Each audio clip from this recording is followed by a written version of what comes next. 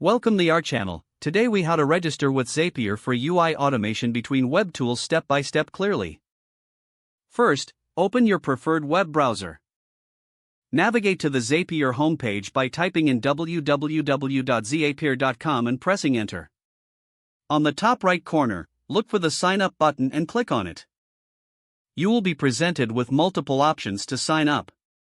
Choose to register with your email address, Google account, or another available option.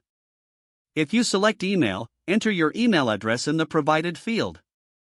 Create a secure password and confirm it in the next field. After filling in your information, click the Sign Up button to proceed. Check your inbox for a confirmation email from Zapier. Open the email and click on the confirmation link to verify your account. Once verification is complete, return to the Zapier website. Log in using the email and password you just created. Upon logging in, you will be directed to your Zapier dashboard. Explore the various templates and suggestions provided. To set up your first automation, click on the Make a Zap button. You will start by selecting your trigger app from the list.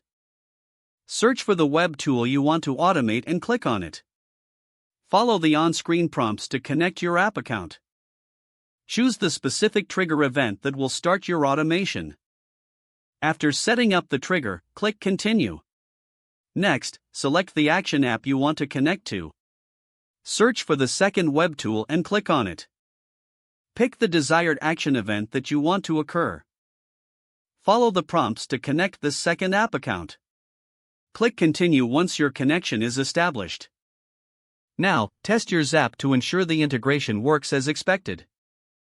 After a successful test, click on Turn on Zap. Your automation is now set up and will run in the background.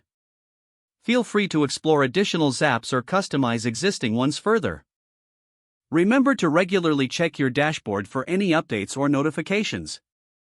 Don't forget to like this video and subscribe to our channel for more step-by-step tech guides.